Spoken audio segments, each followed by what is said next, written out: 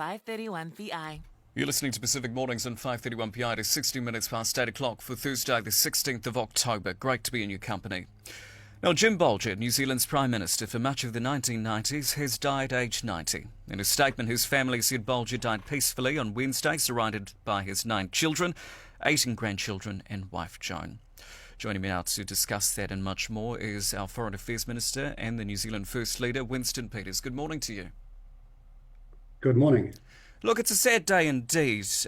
Your reflections on Mr. Bolger? Well, the fact is, it wasn't unexpected, but it still is a sad day. That long in politics from 1972 all the way to 1997, when sadly he got rolled by National Party's spill, as they say in Australia. Looking back, it's been, how shall I say it, a long journey from somebody who was once described as the wool-shed orator. So he went a long way from leaving school at 15 years of age. And to be honest, he inherited a mess of a situation in 1990 as the Prime Minister. We were promised an $89 million surplus, and it was a $3.2 billion deficit.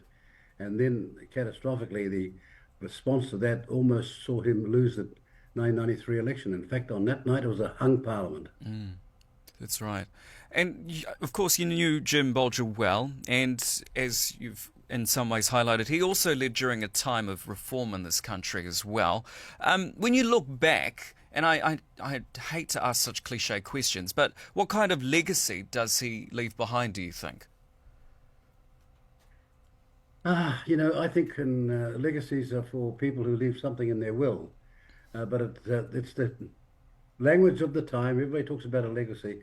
The reality is he did very well to last that long as Prime Minister in a very difficult first three-year term. Hung Parliament in 1993, and then going forward, there were major challenges like settling the Waitangi matters, getting the process started, and all in all, he could look back on a pretty serious contribution. Certainly. And there's no doubt about it. He was, his family had a right to believe that he generally was a proud New Zealander. Look, I'll be upfront and honest. I wasn't alive during the era of Bolger, but that said, I'm reading some of the headlines this morning that say that he was a conviction politician, he was a pragmatist. Now, I'm a history nerd, and I know what I've read through the history pages. Is that a fair assessment of him? Was he a pragmatist? Was he a conviction politician? He was a serious pragmatist, and 20 years after he'd sort of left the job, he was reflecting on mistakes in a sense that we'd made, or the caucus had made in 1990. And so he changed his mind about what he did do at the time, and I understand why. And the problem was you had a swarm in caucus who thought that they would repeat the Roger Douglas experiment. And that's why we ended up with MMP, just like that. Labour at 84 with this massive experiment, National promising to get rid of it and not going down the same pathway.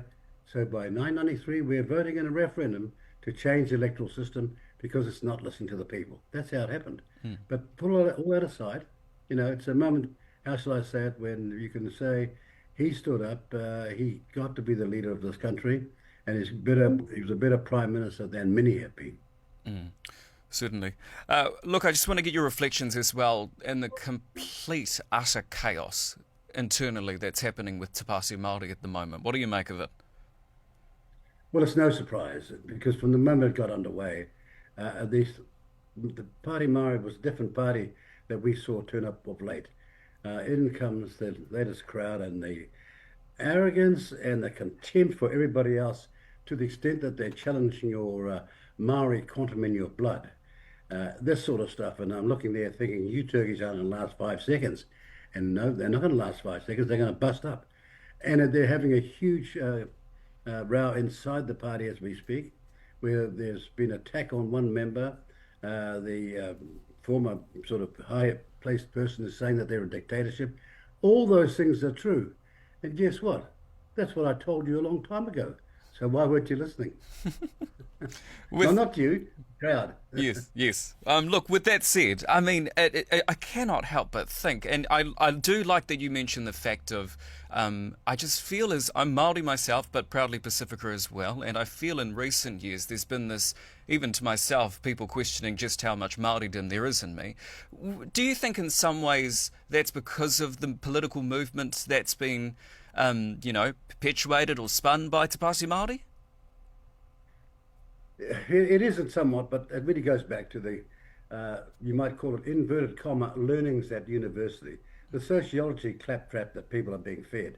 You know, someone has gone the long journey of a major, seriously huge land case against the then Labour government and then Whangarei County Council, and taking all those years to win, and many other things like Mount Hikurangi, West Coast leases. There are so many things I can talk about.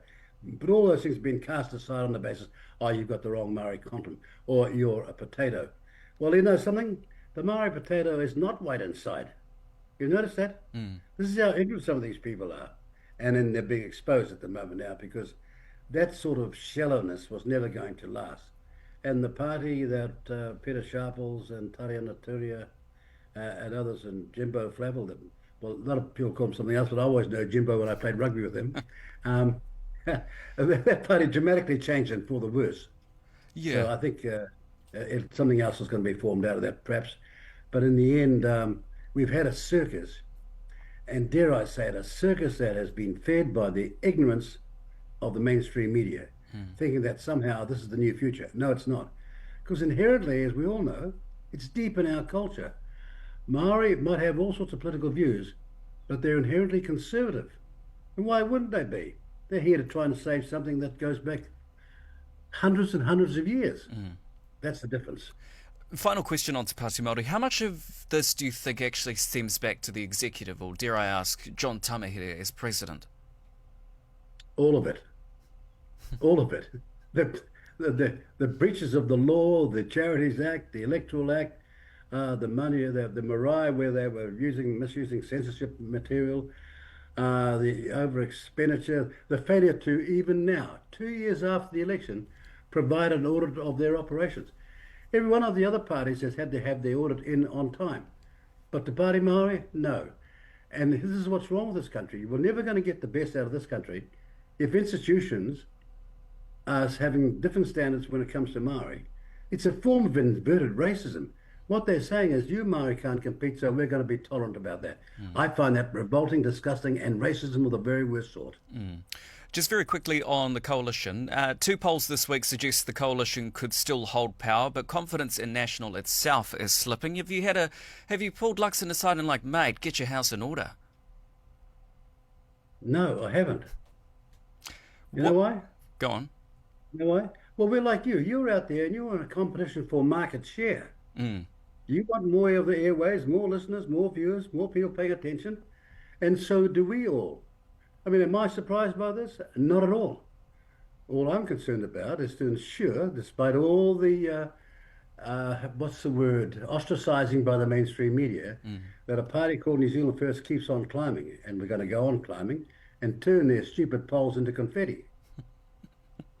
Yeah, fair enough. Fair enough. Look, finally, have you given much thought, just generally, have you given much thought about what's going to happen in the makeup of the next election, in the outcome? And the makeup of the what? The makeup after the next election result? You've heard the saying, all roads lead to Rome? Fair enough. Fair enough. Now, Minister, Rome is not in New Zealand, but you got my point, haven't you? yeah, I've got the point. Very loud and clear. Minister, I always appreciate your time. Really do. You have a great rest of your day. Thank you, and your audience. Thank you. You're listening to